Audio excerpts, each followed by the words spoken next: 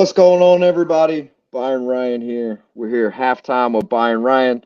Man, we had three or four people ready to go right off the bat. That's a new show high to have like four or five people straight up. But we have Shawn Shackelford here today. He is I guess you would say the direct brother or brother of Michael Zeman, the Bayern Buschmann. Um, and I classified him as a brother to me. So Shawn, you're a brother to me as well. And everybody, before you ask, this that's my doing. If you buy a knife on Amazon, make sure you respect how sharp it is, or you look like this. So, but yes, that if you see that, that's why Amazon kind of tricked me. 440 steel is no joke. Didn't know what the hell that meant, but everybody, make sure we welcome Shawn to the show. We've got a couple of guys that are waving at you. But yeah, welcome to the show. I know this is probably not something new, um, since you've probably with being associated with Michael and everybody in the Bayern world and all that kind of stuff. After his passing, you became more involved in the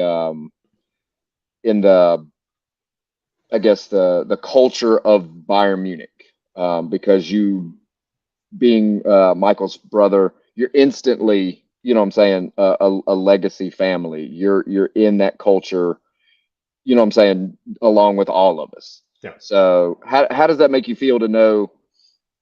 Because we'll get into the story about how you and Michael came to know each other and stuff after a long time. But how does it make you feel to know uh, that you're in that family, that you're permanently in the Byron family? Like it or not, you're permanently in. Yeah.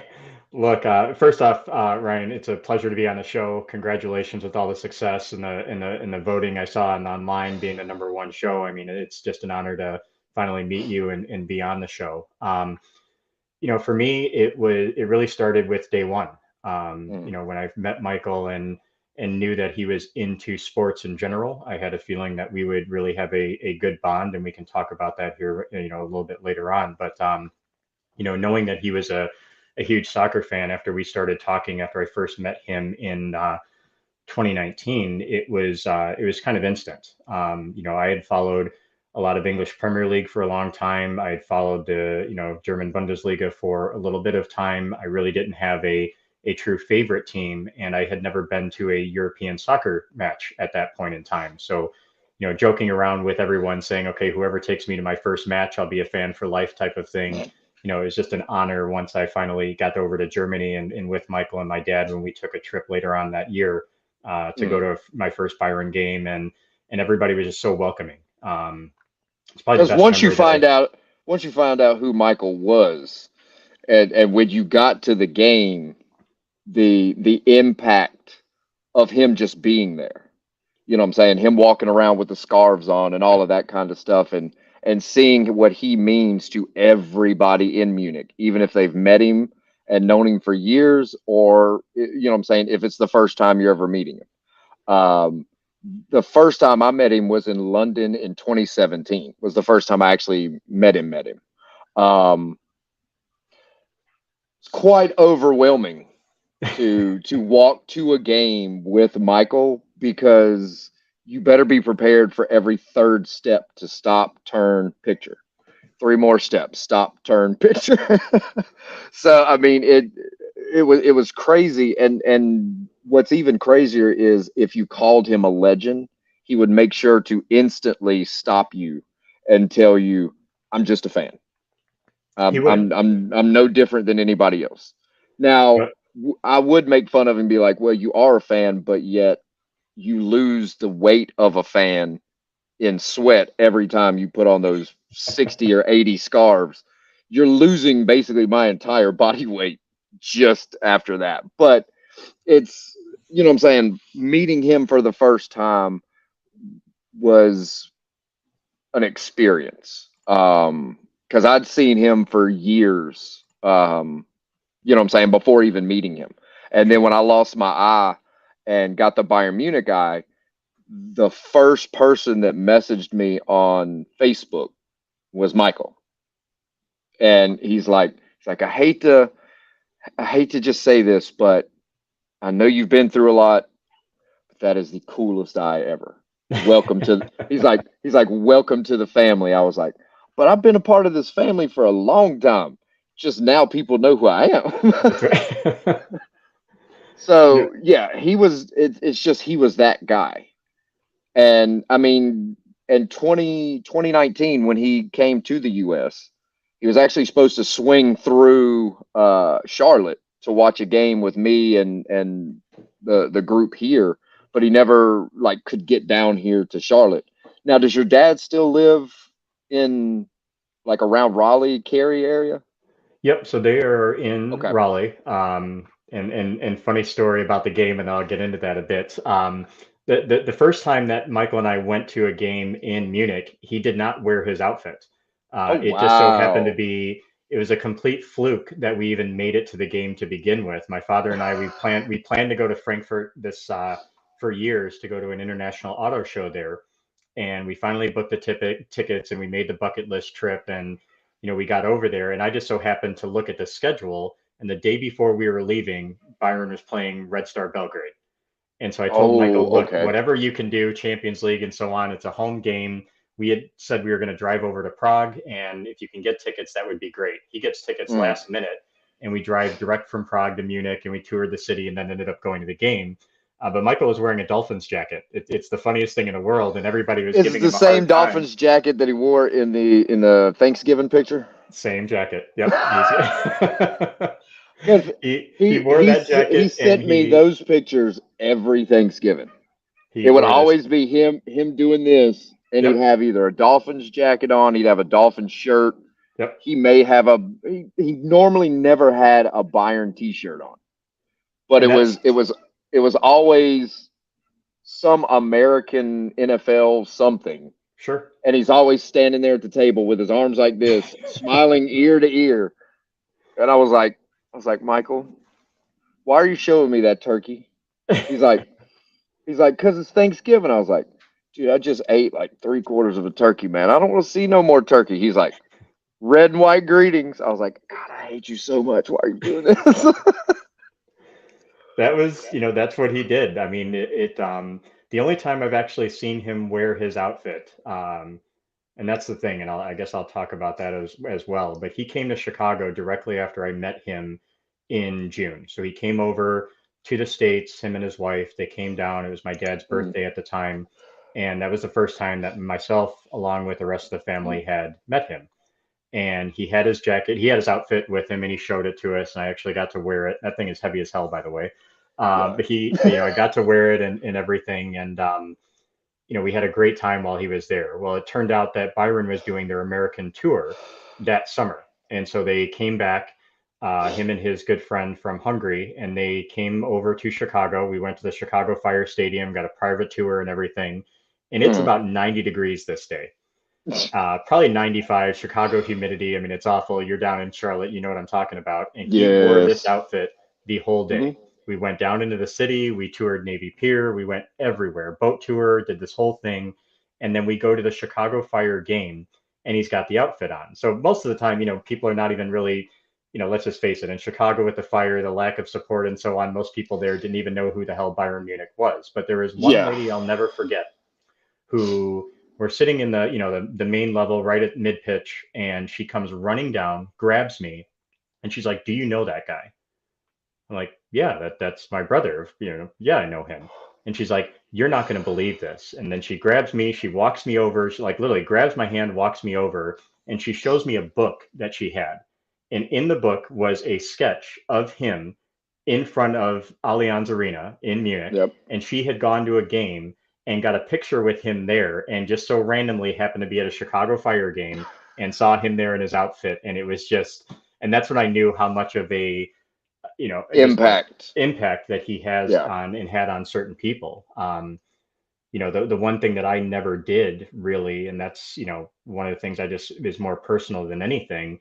I never really shared that impact because I was so proud to have him as a brother that I didn't really care about the sporting aspect. I mean, yes, he Mm, got me to my first game, and now I'm a Byron fan for life, and I follow the team. I got scarves all over my room and all this other stuff, and that was one thing. But it was more the personal aspect. I didn't mhm. see him as this, huge, super Larger than fan that he life. was. Yeah. Exactly. It never was that case. It was just more of he was so proud to have found his family. He was so proud to find, our dad, my dad, Mm, and he was so proud to be able to know he had siblings and everything else that it was just an interaction around family. It wasn't an yeah. interaction around sports. Now, there's a lot of other sports stories we can get into and talk about and so on about, some of the things that he was doing. But as a Mm, brother, it was, if we talked soccer or we talked football, then that's one thing. If we talked about the NFL, that was one thing. But it was always, just a jovial relationship, sharing mm, information, sharing stupid memes online, having conversations about more, just the random things is what mm, I, remember the most. I mean, everybody else had this super fan interaction, and me, that never was the case. And so that's probably the biggest thing related to the gaming aspect and so on. So when you mentioned the game and going to Munich, he had one scarf on, he had his Dolphins jacket on, he sat in Sud Curva, we set up in the 300 level, and that was it. And then some people kind of mm. recognized him, some didn't, but there was Yeah, it that's was a very rare occurrence to see him without all of that at a game. That there were is many comments that said extremely that's rare. never happened before. So I'm actually Yeah. glad I got to have that moment. And the crazy thing is mentioning like when you were talking to him like about when he found you and your dad and that kind of stuff. Um what's interesting, I sent you the messages in on Facebook. Yeah. When he first learned who like your dad and found out about y'all, he sent me a message. Not It may have been a few hours after he first spoke to your dad, the first time over the phone, and then ran down like everything. He's like, look at this picture and tell me, does this look like me? And when he sent a picture of your dad, I was like, why'd you send me a picture of you? And he's like, no, that's my dad. I was like, dude, that looks just like you. And then he was like, and this is my brother. And I was like, good Lord, dude, you all look like, what the hell? But the craziest thing was, it was like for me to be one of the, and I know there's a lot of people that he kind of confided in as far as like the Bayern kind of collective group, where he confided that type of information in, but to be one of those, um that was one of the first, Yeah. and even you saw the message at the bottom. It was like, don't say anything, don't let anybody know, don't tell anybody. I don't, you know what I'm saying, because he wanted to, I guess, meet y'all and go through all of that type of stuff and enjoy y'all before, you know what I'm saying, all that type of a story came out and all that. And that was something that I know meant a lot to. There we go. Uh, but I mean, it's one of those crazy things that, like, to be a part of that whole scenario. You know what I'm saying? Because he was like, "You watch games in Charlotte." Well, my dad lives in Raleigh. Yeah. He's like, he's like, he's how far is that from you? I was like maybe 2.5, 3 hours ish. I was like, I could drive up there, and be, you know what I'm saying, be no time at all. And he's like, oh wow, yeah, it really is a small world. I was like, yeah, it really is when you look at it like that. So it was like, wow, the you know what I'm saying, the your dad that you just found literally lives 3 hours away from me, like in the Charlotte area. Yeah. And I was like, and I've been to Raleigh multiple times. That's just crazy. um so that was the one of the, I guess, those special moments that not many people had, just because I felt like I was a part of the whole kind of announcement of, you know what I'm saying, him finding y'all and getting to know y'all and that type of stuff. So it felt that was one of the, like, when people are like, what is one of the special moments with him, that is by far one of the tops, just because of, you know what I'm saying, that whole magnitude of what that meant to him. Um, you've probably seen it in person when he met you and was with the family and stuff like that. Um, but to hear, you know what I'm saying, hear his voice over a WhatsApp phone call, you could tell he was crying for a while. And it was that excited crying. And it was like, this is something, you know what I'm saying, that only family would be with. You see what I'm saying? That's why he only shared it with like family of your family and his Bayern family.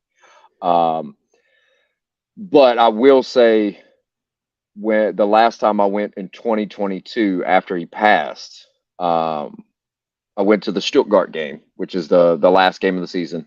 Bayern had pretty much locked up the trophy. They were going to do the post game thing. Um,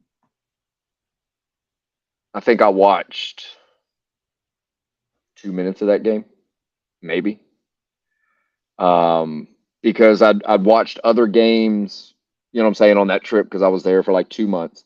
I watched other games, but that one just stood out, and I think it all hit me at once. That the you when you go to, like, for me and like Stefan, and I know there's a lot of people that dealt with Michael game days and throughout the week and stuff like that all the time. But it was just that thing of, when I go there, he's supposed to be beside me when we cheer that the beer showers. You know what I'm saying? He it it it just felt weird. Like I felt out of place. It's the first time I've ever walked out of a Bayern game, like a live Bayern game. I couldn't sit in there anymore.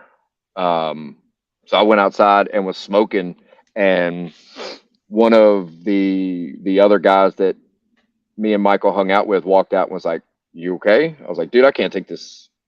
No, something's wrong. This is it. You know what I'm saying? It's not right. I shouldn't be here right now. He's should be here with me and all that. You know what I'm saying? It's that whole when it finally hits you type moment. Um, and then went to right after the game. We went to there's this I guess like little store/bar Mm-hmm. that's in the parking lot, or parking deck, that sells beer, and everybody goes up there to hang out after Yep. the match and stuff. I sat up there for shit 4.5 hours. Like, the guy that owns the place, basically, or manager or whatever, literally had to kick me out. There was nobody else in that area at that time. And I was like, dude, just give me a couple more minutes. Give me one more beer. Let me sit here, because this is the last game I was going to, uh, because it was the last Bayern game of that trip, Sure. essentially. And I was like, and this is where me and Michael sat in 2019, when I flew over in May of that year. I was like, we sat here for 2.5 hours and just bullshitted. Yeah. So I was like, I'm just going to sit here and just sit here. And he's like, I understand. So it was one of those things. He kind of knew what the thing was. Um, I am glad that they put his uh, like his jacket and some of the scarves and his hat and stuff in the museum at the stadium. Yeah. Because you obviously have been there to see that. Because I thought you posted a picture. Did you post a picture of it or with it? I can't remember. So I posted a picture of it. Okay. That's a story in and of itself. And I know Stefan's on the call, and I definitely my brother from another mother, so to speak. I mean, he's done so much for our family during that time. I don't think I can ever repay him. And from just maintaining, a level of stability to be helpful, to help with arrangements, help with translation, help with, some of the fan clubs who are being a little bit excessive, trying to get involved in certain things, the German media, um, just really did more than I can never repay him enough.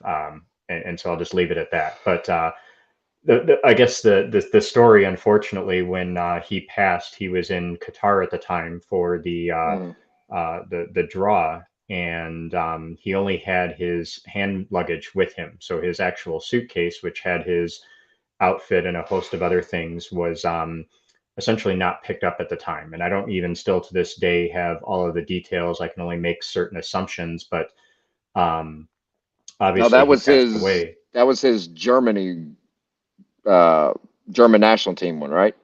I believe so. Yes. Yeah, because it I'd was have to. the World Cup I think it was draw. the World Cup draw, if I'm not mistaken. Yeah. So yeah, so he, so we, obviously needed to get his personal effects back and obviously him back, and we ended up having to drive down to Frankfurt. We had to deal with the Deutsche Zoll, which is the customs agency, and so on, and it was an absolute disaster. But when we finally got what we thought were all of his personal effects, we only had his hand baggage. We did not have the full Hmm. suitcase. So there was a number of things missing that were from it, and that outfit was obviously one of those things. And so it turned out after days of calls and everything else, and working with I think it was Qatar Airways at the time, and even Bayern Munich, the football club had to intervene, and we finally were able to get some of those personal effects back. And one of those things was the larger suitcase that contained that amongst a host of other personal effects. So it was just one of those things where you think some of those things were lost forever, and we were able to get them back, and then to see all of that now in the museum was just amazing. I was there last November, I believe it was, Champions League game against I think it was Inter Milan, and we get there, and I had similar feelings like you had. It was not sure if I really wanted to be there, not sure if I really wanted to see it, and so on. And I had never even been in the museum at that point. So, for Hmm. anybody who has never been to a game and never seen a museum, it is a site in and of itself. Hmm. Just with all of the trophies and all of the history around the club, and so many things that I wasn't even aware of. But to walk in, we were able to walk in without anybody there. The museum was basically closed, and they allowed us to go in, and it's it's just very well done. Is probably the best way that I can describe it. It was breathtaking, I guess, is the only way to really say it. We went there, and Stefan and a couple of other people were there, and just kind of, it was really really hard, just Hmm. to see that, because again, I'm not never really thought of him as this super fan per se, but to see something like that, and something that I know he would be just so proud of, Hmm. to see hanging somewhere is just, yeah, it was just very amazing. And everybody there, from the museum curator, I guess is the best way to mention to describe it. And again, just the people that were there, everybody who I traveled to the game with, it just felt like family. And a lot of the Hmm. people who were there were, similar to yourself. They knew a lot of the backstory, which is something that I think a lot of the people, the fan clubs, and everybody else who reached out when he originally passed, they just had a beer with him. They just shared a picture, and I'll be honest, some of that stuff just really, really was annoying. It took me Yeah. months to watch Yeah. the fan video, because here you have people saying, okay, well, yeah, I loved him, and he was a brother, he was like this, and I come to find out that you had a beer and you were probably pissed drunk having it. I mean, that's Hmm. the piece where, I want everybody to know, everybody who's watching, listening, that he was just so much more than that. And yeah, he was this, again, huge football fan. He was known globally. He flew around the world to do a lot of this fan stuff, and he was an ambassador to the club and everything. But at the same time, he's wearing shorts. He's mowing the lawn. He was married, and he was a loving husband. He did so many things around the community outside of Cologne. He had friends all over Germany, true friends, Hmm. that were there, and so on. I mean, it's just And he'll call your yeah. hospital room when you get in a car wreck I, 4 times a day. he will Because he when I will was in the hospital, it was that was the crazy thing, was like he tried to call me on my cell phone, and like I'm in the ICU. I don't know what planet I'm on. I'm hopped up on painkillers. sure. he calls, I answer, I'm like, hello. And he starts like singing in German because he thinks it's the most hilarious thing in the world that I don't know what planet I'm on. And then I still to this day blame him for me hanging up on Frank Ribery. Because he would call me all the time just to mess with me, hoping I was loopy on some pain pill. Yep. And then the one time I wasn't loopy on a pain pill, that's when Ribery called, and I picked up the phone. He's like, "Yeah, Ryan, this is Frank." I was like, "Okay, Michael, whatever." And then he had to call back, and he's like, "No, this is Frank Ribery." I was like, "Shit, yep, I'm gonna get Michael for that one." And honestly, But like that's how that's he what he was. was. Yeah. That's how he was all the time. I mean, he was always happy, always jovial, always smiling. At least with us. And I think he just wanted to make it a point that he was just so happy. But then there's times where he was just happy and he couldn't contain it. I mean, it was almost what's the contagious in terms of how Yes. happy he was with everything and always smiling and just wanted to be there for everyone. He Mm. came here in 2021 for Thanksgiving in Chicago. We were able to have that with him. He had this dream of going to another NFL football game. We were able to go to a Chicago Bears game together. And I mean, Could have just took him to a better game than that. I got to support my team, even if God, they're shit, man.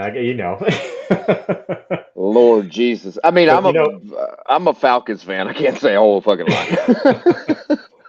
At one of least the you things know y'all are bad. Y'all didn't blow 100. And see, that was I the other wasn't going to thing. say it. I wasn't going to say it. Hey, you don't have to, because I got probably 25 messages that night from Michael, and all of them were laughing emojis. That he would, yes, yeah, that's. And the bad thing was, I couldn't say anything like, well, just wait until Bayern loses a game. I'm going to do the same thing to you. Because I We're not know going to do damn that. well it would have hurt me to do that. And I felt bad for him because he wore all the Dolphins stuff, and I called him a Dolphins fan, and he laughed.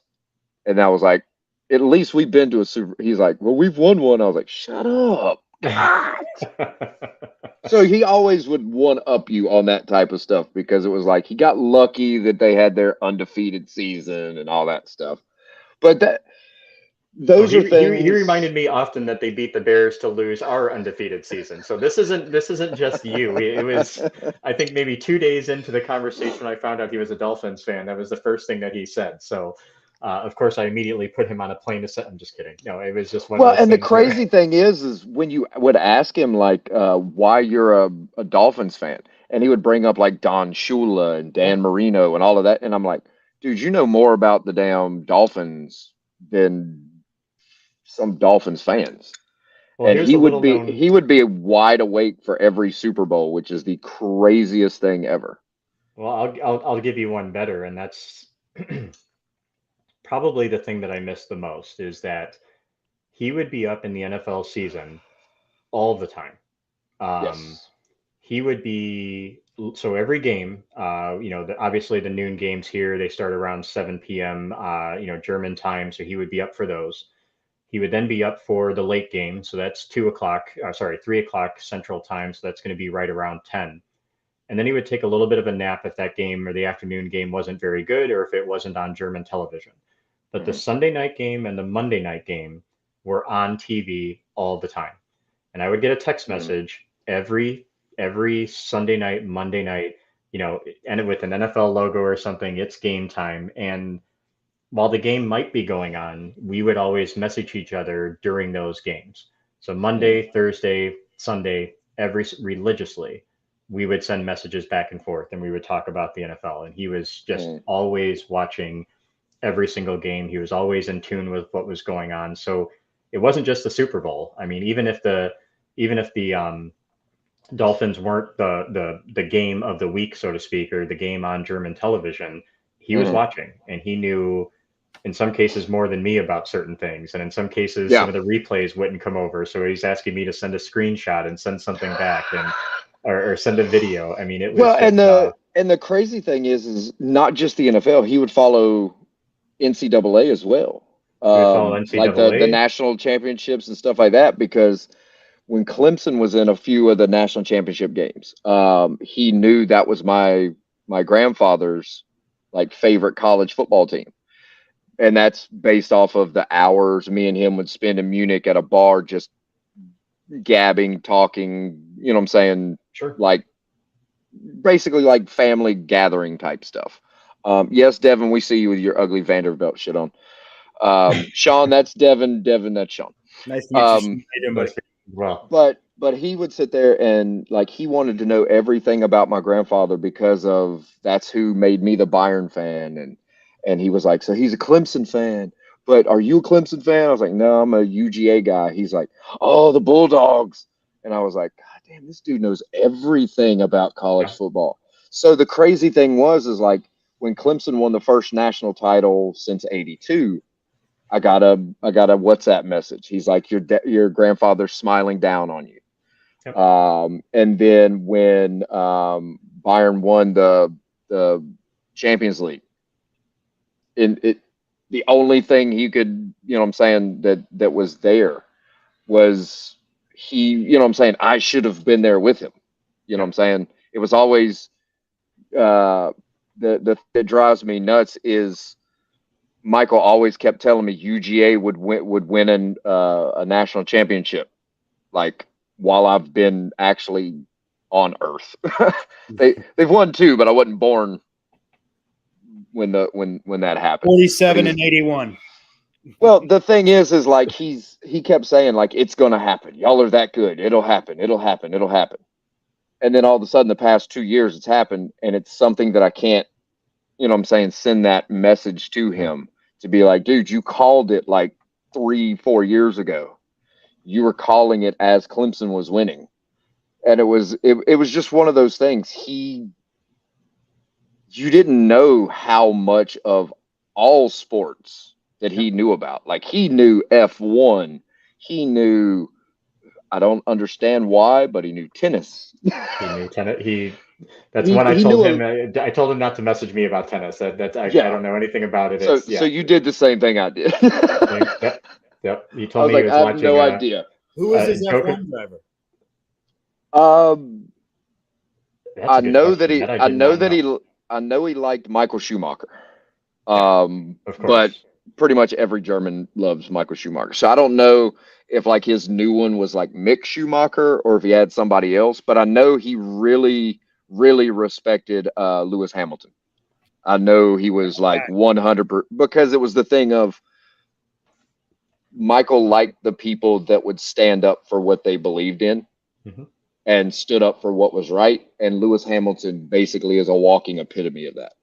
So And he hated he Red Bull because that was my team. And so when I yes. told him that I liked Red Bull, that got into a whole Yeah. conversation about the Bundesliga and everything else related to RB Leipzig and everything else. And yeah, there was that was an Funny interesting one. you mentioned that. All right, so you've been to Munich, right?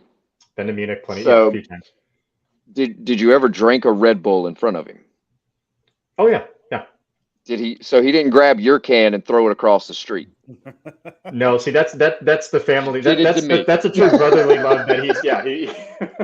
I gotta Well, pass on that one, but because I bought one at a store as we were walking to the train, and he looks at me and he's like, Ryan, what are you doing? I was like, they don't have monsters here, Michael. What the fuck do you want me to do? He turned around and he goes over to me. He's like, ugh, and he yeah, just flings it like out the big open like main train station like I don't want to call it like door but like entrance area. sure. Flung it all into the road, and I was like, dude, what the fuck? He's like, you want me to show you where they sell monsters so you don't have to drink that nasty stuff? He walked me across the like little train area into this little like shop, and he's like, and what you do is you go all the way to the back. Tell me what you see. I walk all the way to the back. There's a wall of Monster Energy. After he showed me that, dude, I every time I go there, if I need a monster, I'll go there and buy like every one they have, tote it in a book bag, and tote it back to the hotel. because it's like that's where I know they have monsters. But then I got introduced to like the Rive that's across the street, and they sell them by like the case. And Devon Rive is like a grocery store. Shawn, So I have a quick question for you, Shawn. Yeah, I'm an Arsenal supporter, so I'm in between a Bayern sandwich right here. But so with that said, what do we think of Tottenham, Devin? Oh shit! What do we think? And what do we think of shit? Tottenham. Thank you. Hey! All right. But Harry Kane's a good guy. Let's not give Harry Kane shit. This story. I mean, obviously, I'm not as versed in Bayern as everybody else that's in the stream and everything like that. But I respect your club to the nth degree. What's your best memory of a match with your brother? And if you guys have already talked about, like, was there a specific match that you went to with him that just like sealed your Bayern fandom, or was it already in you, or is there a specific match that you guys attended together that kind of stands out in your memory? Yeah, so with the timing, I really only got to go to one match with him. So when we found out about him in probably early 2019 or 2018, when my dad said that he thinks he found his son on LinkedIn, that's a whole different conversation. And once we met, we briefly spoke about it earlier. I went to a Champions League game in 2019 against Red Star Belgrade. I knew about German Bundesliga a bit, watching it on TV, but primarily I watched a lot of English Premier League. So my son was a Liverpool supporter. I would follow Chelsea and just like on TV, because at the time when it first came on in the States years ago, you basically supported a big club. His favorite color was red. My favorite color was blue. So we just picked two teams at random. I mean, it was just, there was no really allegiance behind why I'm supporting this club per se, aside from the fact that we just chose a couple of teams. I half jokingly said to everybody who I knew globally, the first person who takes me to an international match in Europe somewhere, I'll always be a fan of, not ever knowing that the first match that I would ever go to would be a Bayern Munich game in 2019. And ever since then, and a little bit before, I kind of started to follow it a bit just because I knew he was into it and it gave us something to talk about. And I was trying to learn a little bit of German at the time because I knew absolutely nothing related to German when I first met him. So I was trying to learn a little bit of German, and you can read some of the advertisements and so on and so forth. And so that was the first match that just was so impromptu. I was with my father we were with our father in Frankfurt, and we went up to Cologne, and then we went to Prague, actually. So this was kind of like this 3-city tour that we were doing, and he was able to secure last minute tickets, and we went to a game. So unfortunately, I've only been to one, but I'm very thankful that I was able to go to one match with him. What was the score? 4-1. We won. So that's all that matters. Very similar story for me. Like, I mean, I'm an American with Arsenal tattooed on my chest. So like, but it's because I went to a match at Highbury in 1994. My mom worked for Warner Brothers, and she had a saxophone player that was playing. She worked for Warner Brothers Jazz, and one of her saxophone players was the lead saxophonist for the Rolling Stones. So we went to England, and the Stones were playing the Voodoo Lounge. And I remember one of her artists had a box seat at Highbury. And over in the States, it was, if you got any football matches, it was Man United. It was just Man United, Man United, Man United. So I remember I didn't want to support them because a coach that I hated, had a Man United Red Devil tattoo. So I was like, I'm never going to support that club. And then my mom's artist was like, hey, well, we've got tickets to see Arsenal play Ipswich Town. And they were losing 2-1. Ian Wright subs on, scores a hat trick in 9 minutes. And I'd never been that deaf or that euphoric. Yeah. And that's why I've supported Arsenal since 1994. So, hearing your story and hearing how fans come to support teams, that's always something that I'm super interested in. So thank you. Sure. And Shawn, this is just for everybody else. This was January 18th, 2019, right? This is what I got. That's my dad. I got that picture, and then that picture. Oh, yep. So that is my older brother, Terry, with his 2 kids. He's actually lives in the Ohio area. And yeah, you see a couple of pictures of Michael, especially with Terry when he was younger and when Terry had the hair going on. I Yeah. mean, they were basically twins. I mean, it was shocking the resemblance between them And both. and the craziest thing is when you said that he had found Michael on LinkedIn. LinkedIn. LinkedIn. Yeah. Michael Yeah. sent me the copy of the actual LinkedIn that I was like, dude, what the fuck? I So think all of us had that little bit of that moment yeah. when we first found out, and it was So hard. now did y'all when like do you remember like the day that you that your dad had told you or told y'all about Michael? I don't remember the exact day, but I do remember the conversation, and I think I just sat on the phone and I didn't say anything.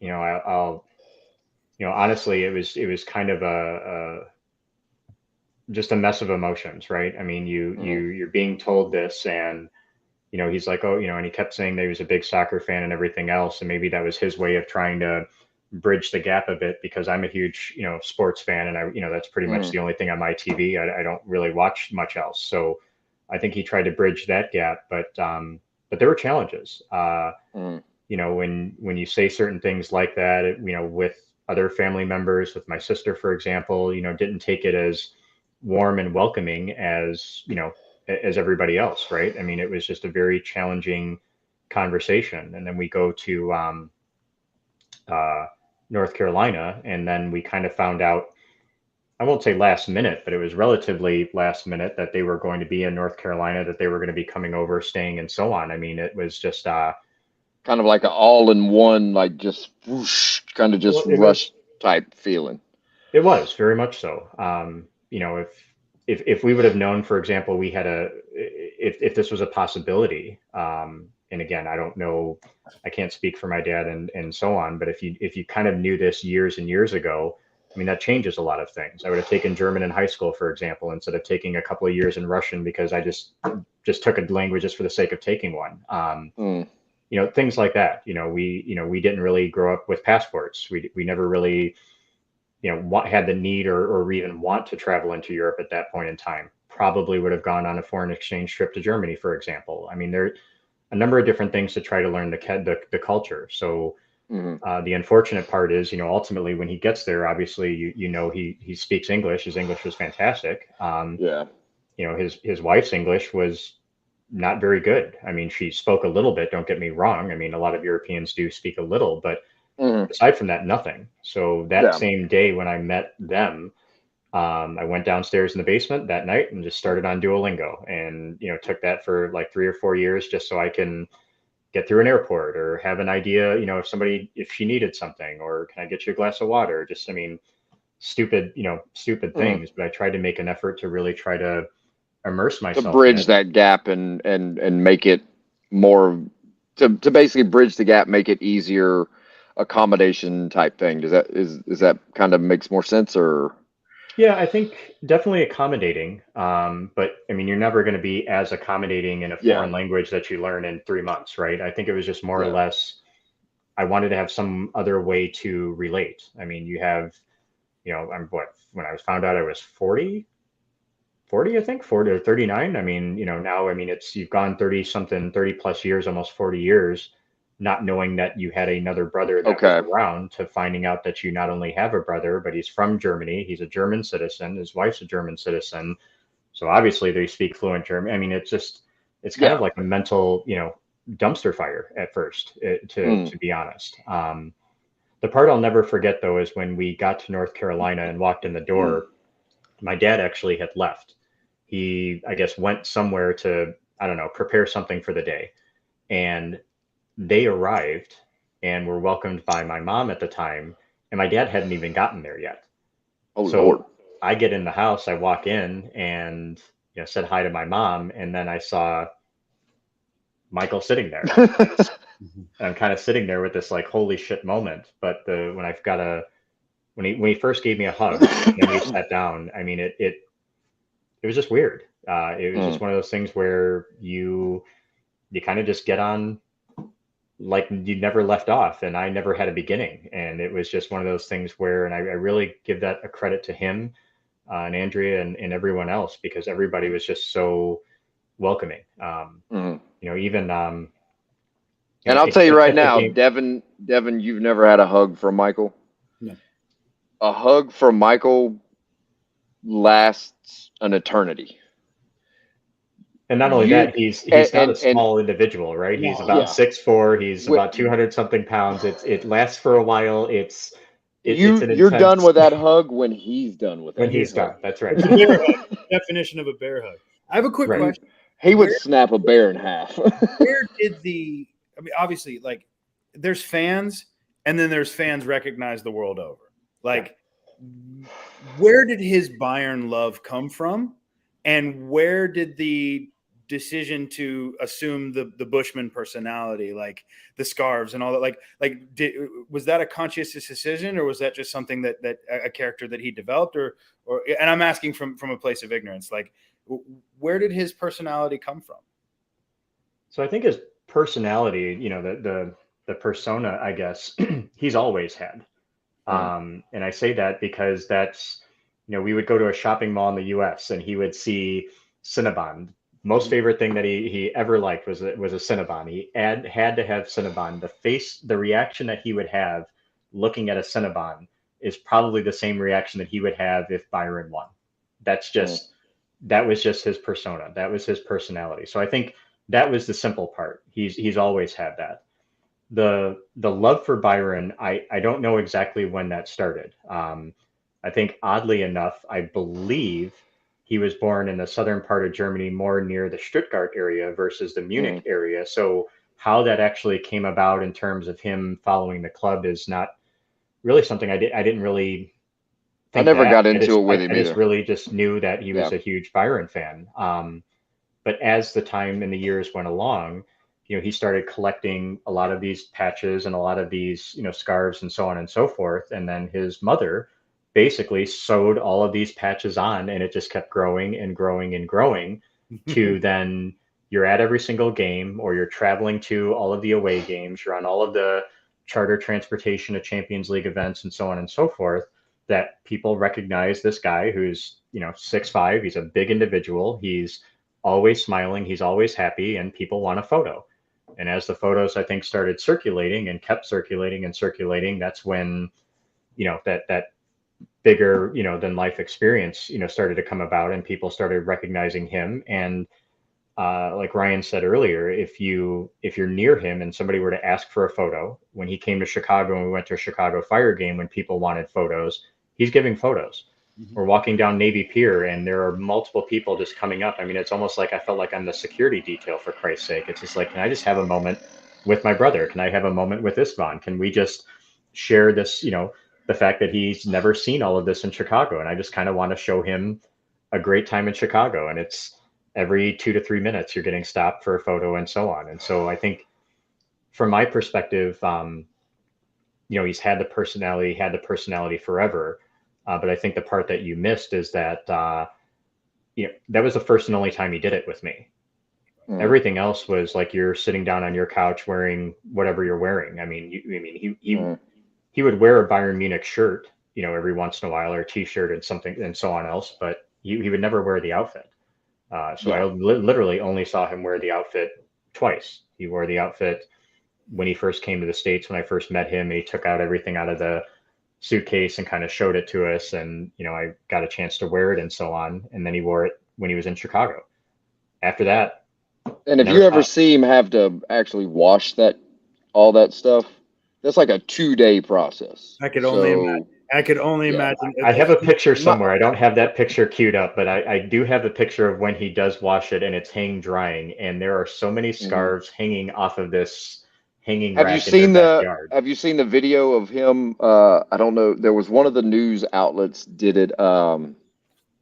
It's a lead into a feature of him, but it starts with him just dressed normally, and then it's a speed run of him just putting on everything.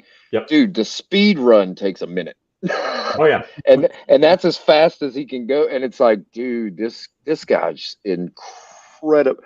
My biggest issue is I want to know how he walked, because he wore worn down cleats.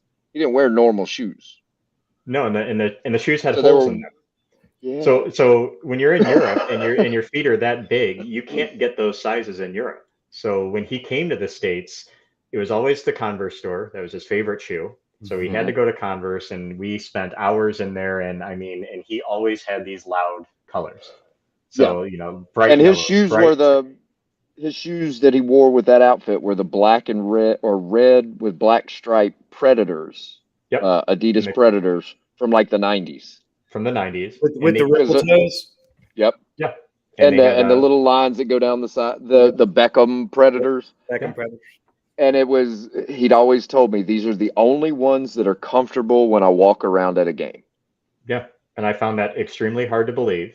But he wore those shoes in Same for me. Chicago from when we got to the Chicago Fire Stadium, did the stadium tour, everything else, went downtown, walked basically everywhere. And I mean, he was comfortable.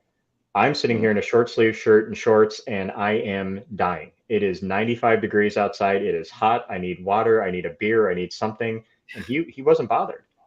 I mean, he's walking around in this full outfit, and I'm looking at That's him the like craziest thing. I wouldn't wear that in a Chicago winter because it would be too Right. warm, let alone anything else. But he would wear that. It didn't matter if it was negative 20 degrees or if it was 220 degrees. Yeah. That man would wear that at every game that he basically could.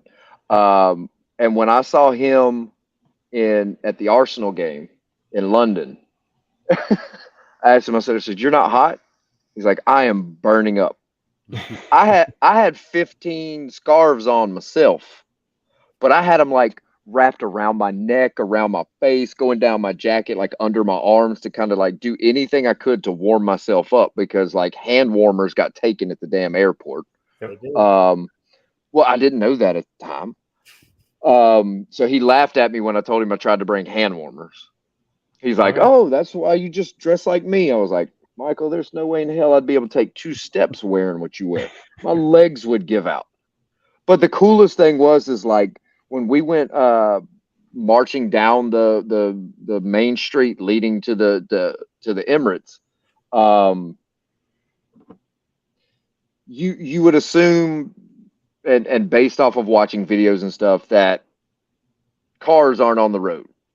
You know what I'm saying? Because you see like Frankfurt or Cologne or something like that walking down that same street, there's no cars ever. No.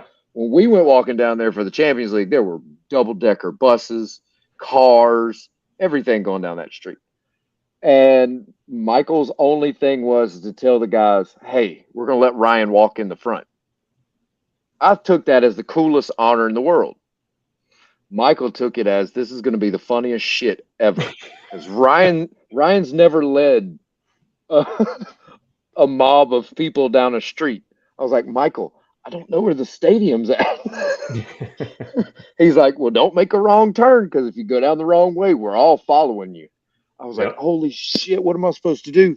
Oh, fuck, where are we going?" And he's like, "You got to lead us on to the subway." I was like, "Where's the subway?" He's like, "Over there." So I started walking to the subway. He's like, "Ryan, the stadium's just down the street." So I was like, "Come on, man, you're going to make me look like an idiot." He's like, "No, that's your initiation." He's like, this is the first Champions League Bayern match you've seen, like, in person. He's like, "We're going to do that to you." Yep. You weren't on your crutches at the time, were you? No, that was in 2017. So I'd just gotten my eye. Now, granted, I was still getting used to the eye at that point, so it would dry out with all that fucking London wind and shit. So every 5 seconds, I'm sitting there rubbing my eye. Now Michael's laughing at me the entire time, because he's like, "Maybe you should get a different eye." I was like, "Maybe you should drop about 10 pounds of scarves." He's like, "That's not good." He's like, "That's not going to happen." I turned around and said, "Well, it's not going to happen with my eye." So, but yeah, and the best part about that night was after the match. That's when I met Troops and DT and those guys, and Claude, and Michael had met Claude for the first time. They stood there and talked for probably 20 minutes. Oh yeah. And it was really cool meeting the Arsenal Fan TV guys. But then he was like, "Hey, we're gonna walk to the bus, but we're gonna walk to the bus fast." I was like, "Why?" then I started seeing the Arsenal Ultras starting to line up. And I was like, shit. And Michael was like, yeah, we either walk fast or you better be ready. And I was like, oh, I'm ready. Because, like, I was hyped. I was like, this is the first Champions League match I've gone to. I'm ready to bust up some England fucking heads. I'm down for this shit. Well, the bad thing was, is like, I was wearing, like, Bayern colors, which I would have stuck in an Ultras fight. I would have stuck out like a sore fucking thumb. Everybody else is dressed in all black, so I would have been the sitting minute you damn opened duck. your mouth and you weren't speaking like this, you'd have been popped even harder. Well, the thing was, is like they tried to arrest me. Like the Arsenal like security and police like ran up and grabbed me by the arm. Now I was there with Copa 90 because they were filming like me and Michael and all that type of stuff. But Copa 90 wasn't anywhere to be found. They had my passport, they had my like all my paperwork and all that stuff in their little backpack. So I'm standing there. If I get in trouble, I don't have a passport to show them. I don't have any paperwork to show them. And some little kid from Arsenal comes flying across the parking lot, like at me. I get reared up to just jack this kid's jaw. And all of a sudden, when I rear back, somebody grabs like my hand and damn near picks me up off the ground and walks me across the parking lot. I didn't know who the fuck it was. Michael's standing there like, Ryan, this is not the route you need to go while you're here. Like, this is the first. Especially considering having worked with Arsenal before, worked with them on the floor in Charlotte, their security is ex special forces. What he had told me is like, Ryan, I've been with you all day. I know you don't have your passport. Mm-hmm. If anything happens and you get caught, you don't have a passport. That's bad for you. So come on over to the buses. I've got some stuff for you over here. That's when he made me an honorary member of the Bayern Kings, the fan group he was a part of. So we went over there for that. When I was walking back, that's when I ran into the cops again, and he wasn't there with me. And so they're like, "Oh no, you're going back to Germany." I was like, "Oh no, I'm not." And they're like, "Oh yes, you're getting on that bus and you're going back to Germany." I said, "The fuck I am." Then you can hear Michael in the background, him and all of the Bayern Kings like fan group. They're yelling, "He's not German, he's American." I turned around, and the bad thing was I yelled back at Michael. I was like, "I am German, damn it." He's like, Michael comes running across the parking lot. Now, granted, he's already lost all his scarves because he took them off in the bus. He comes running across the parking lot, did the dad thing of grabbing you by like the back of the neck. Yep. And he holds me, and this is the only time I've ever heard him mad. He said, Ryan. Oh, did we lose Ryan? I think we did. Oh, there we go. There you go. But he grabs the back of my, like, the collar, and he's like, Ryan, shut the hell up. And his eyes were this big around. I was like, Michael, you said I'm American. Yes, I was born there, but you know damn well I'm fucking German. He's like, if you say that, they're going to deport you to Munich. And I was like, but they can't. I don't have my passport. Shit. He's like, yep, he looked at me dead in the eye. And granted, this was when Donald Trump was president in 2017. He sat there and he's like, they don't like immigrants here either. I was like, oh, shit. So I'm an illegal immigrant because I don't have a passport, no paperwork. No Right. And I'm yelling, I'm German. And he's like, do you know anybody that lives in Munich? I was like, a couple people. He's like, will they let you live with them? I was like, probably not. He's like, where's your family at? I was like, well, I've got some in Stuttgart, some outside of Munich. He's like, do you talk to them all the time? I was like, you know what I'm saying? Occasionally, like you talk to all extended family. He's like, well, you're going to be homeless in Munich.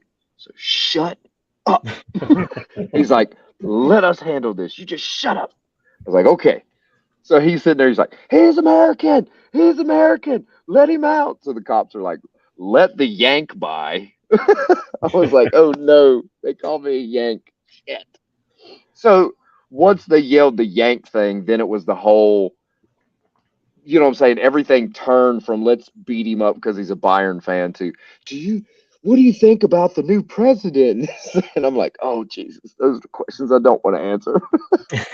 So yeah, that was the craziest, funniest, and weirdest moment all rolled into one, because it's the first time I'd ever, like I said, that was the first time I'd met him in person, but it's also the first time I'd ever actually, first and only time I'd ever seen him a little angry. Does that Sure. make sense? Because he's like, Ryan, I've been here before. Yeah. I've gone to these Champions League away games. They don't play like that. But it was in 2019 when he told me probably the most valuable stuff that I've used still to this day, and he's one of the main reasons why halftime exists. Because it was always with me and him of, I would always want to second guess aspects of the club that I didn't think were in, you know what I'm saying, the club values. Like if they said something that I felt was against club values, I'd ask him and he'd be like, Ryan, I don't rock the boat. If I need to talk to somebody, it's not going to be in public. I'll talk to them in a WhatsApp, or I'll meet them in person and we'll talk it out that way. He's like, but what I've noticed in you is you're that guy that just has to freaking say it.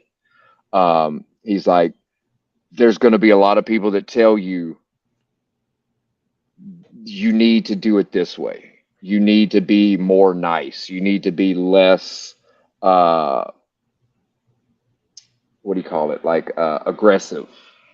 Or you know what I'm saying? Because I guess uh, even now in some instances I'll come across as like aggressive or arrogant, or you know what I'm saying, those types of things.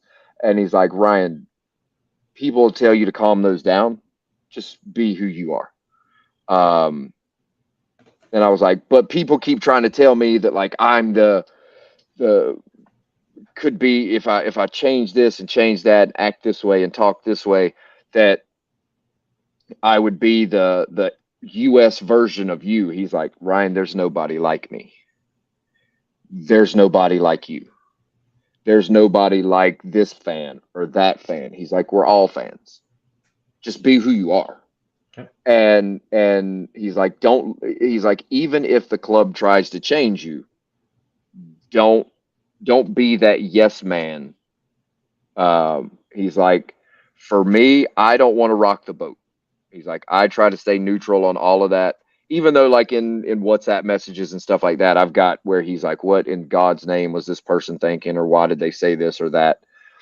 But I would always run it by him, like Yeah. before I would go on some tangent that I was about to go on. I'd be like, Michael, I know you're not going to approve of this. And he's like, Ryan, if that's how you feel, go for it. He's like, just make sure that you don't do anything bad, like that you can't come back from. Yep. So I mean, that had always stuck with me, and that was the reason for halftime's pretty much creation.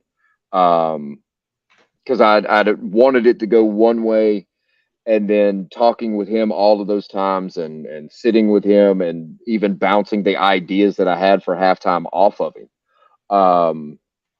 He's the one that made it kind of, he's like, don't pin it to where it's just a Bayern fan channel where y'all go on and talk for hours and about Bayern Munich. He's like, other people like other things.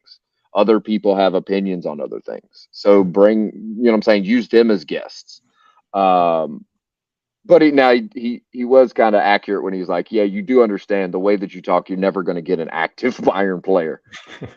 And I was like, yeah, I think that ship has sailed. And he's like, yeah, you've said some things that some of the people in the office may not like. I was like, well, fuck. I was like, well, fuck them. I don't care. He's like, well, as long as you can live with it. I was like, I can live with it.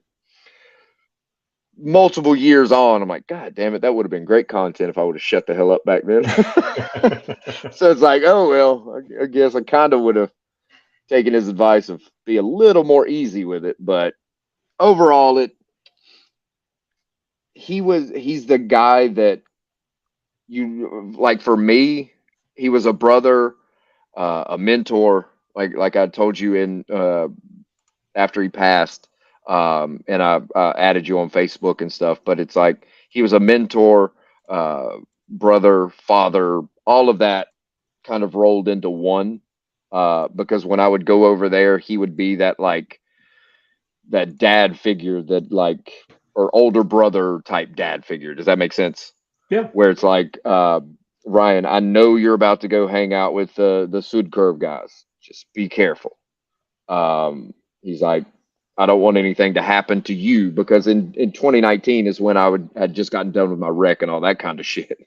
So he's like, just be careful. I don't want you to get hurt because they can fend for themselves. You're just a sitting damn duck.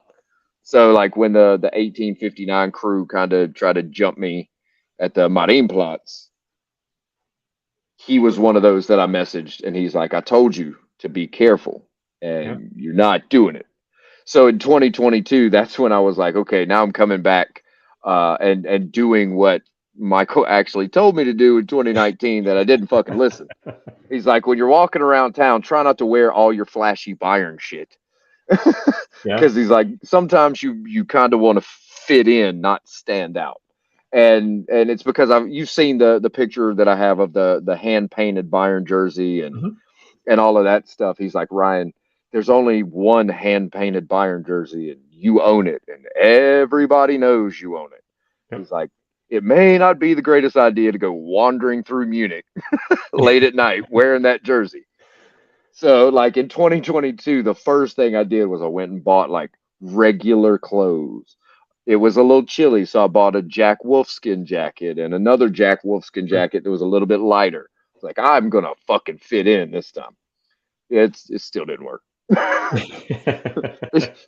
They picked me out in a fucking heartbeat. Next time, put a Canadian flag on it, and they won't bother you. That's I'm what gonna I have to do typically do. something. I'm gonna have to like wear a book bag or like a like what do you call the little fanny pack? Because I even tried doing like the over the shoulder bag. Because he said get an over the shoulder bag because one they carry damn near everything. He's like, just get one of those, you'll fit in. Then when I started wearing it and wore the big Jack Wolfskin jacket, started looking around, I was like, this man done dressed me up like one of these douchebags. Fucking God, no, Mosey. I look like a 21-year-old kid. But the funniest thing is like the second or third night I was there in 2022, I bought a big heavy Jack Wolfskin jacket that has like the fuzz around it. Oh yeah. Because Michael had always told me those are like the most comfortable jackets because I always asked him about those, but I never pulled the trigger on buying it. Well, I bought it because it was like May or April, so it should have been cheaper. It was on clearance. And I put it on, and I always remember him saying, if you buy one with the fuzz around it, be careful what neighborhood you're in because you may catch some attention of people that aren't who you want to catch the attention of. Well, a dumb me went to go get a doner kebab at like 2:00 in the morning because I was fucking starving. Well, I put that big old jacket on because it was a little chilly outside. Standing on the corner across from the doner shop, some dude walks up and he's like, "Hey, man, you holding?" Yep. I was like, I swear to God, there's nothing Michael has told me that has not come true at all. The man said if I wore this fuzzy-haired little jacket, Yep. at the wrong time, somebody may pick up on it. Yeah, that happened like twice. Going to the doner shop and coming back. I got asked if I was holding on the way out, and then on the way back, somebody asked me if I wanted to buy. I was like, "Good God, yeah, we're not doing this again." So yeah, after that, it was like we're just not going to get doners at 2:00 in the morning. It's just not going to happen. Or as But my family would say, nothing good happens after midnight, so you got to be careful anywhere you go. No. But now, Stefan, God, I hope he didn't send me another message because he sent me another message on Facebook. He told me I smoke more than a train. And like I told him, this entire live video, I've been trying not to cry. Going like, you know what I'm saying, back and forth with all the memories and stuff like that. Sure. So my only way of doing it is smoking. So Stefan, this one's for you, buddy. Um, but yeah, and honestly, he said basically the same thing Michael said at soccer matches or football matches. Because when they allow smoking in the Allianz, and I'd sit there and smoke all day, and he'd be like, Ryan, how many packs did you bring with you? Like 3. He's like, you smoke too much. I was like, I can't smoke in the NFL stadium, so I'm smoking I'm making up for 30 years of NFL games right now.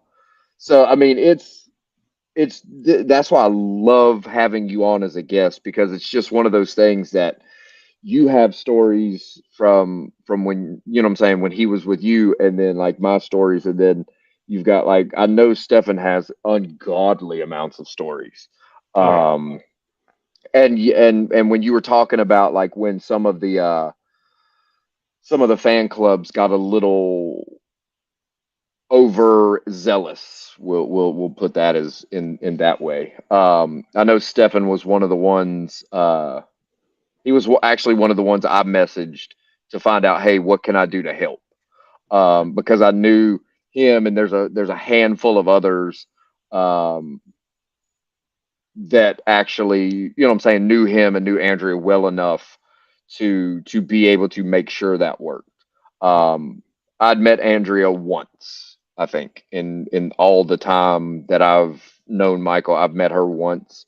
Um, and just the thing being of Michael was always like, she never wants to really go to the Bayern stuff. Nope. She never wants to be associated with the football side. So he's like, he tries to keep her out of that as much as possible. Yep. So the only time I ever met her was on a WhatsApp call in 2019 when I was trying to find out where the hell he was at. He hadn't left the house yet. So she had yelled at me in 2019. She's like, he'll be there when he gets there. And I was like, okay. No, I mean that's true. I mean he would the deal with them. I guess that's the one private thing I'll share is that when the Bundesliga season was over, or when Bayern was done, sometimes Champions League extends past the Bundesliga season, but once it's over, then he's not allowed to wear a shred of clothing that has a Bayern Munich logo on it for the entire summer. So that was the deal. So very few, or very few times I would see him in a Bayern shirt or anything, sporting related, because it was just one of those things where she wanted her time and it had to be away from football. So, yeah. So I mean, it was just one of those things where I think she obviously appreciated him, and what he was into and what his passions were, but she also appreciated when it's done, his attention, and it's done. It's done. So yeah, that was. And you could also tell once the season was done, he would always send you a message that was like, "Hey, I'll talk to you in a couple weeks or whatnot." He's like, Yep. "When me and Andrea are going to this place, or we're going on a vacation, or we're going to this or that." And once he would leave, I mean, you could look at it, the WhatsApp. He wasn't even on WhatsApp. Yep. So it was like, it'd be like, yes, he logged in 2 weeks ago. Well, 2 weeks ago, he said, hey, this is how that's going to go. So, I mean, that I really like that's how he was.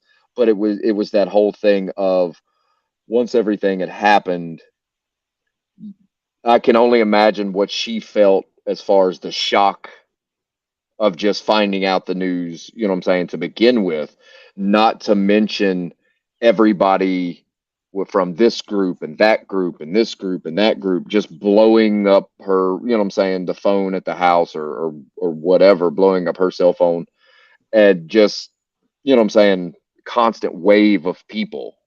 I just can't imagine what she had to go through with all of that craziness. Not to mention the rumors when he passed, you know what I'm saying, because some fans were saying one thing and other fans were saying that this happened and that happened and this happened. And it's like, dude, y'all just need to shut the fuck up and just let somebody, you know what I'm saying, confirm it. Don't be that dickhead that tries to break that type of news. You're an asshole. You know Well, what I'm saying? that was the biggest problem. So I guess the official story is that when he went to Qatar and we did not hear from him for a period of a couple of days, it was because obviously we all know something happened at the airport and he passed away.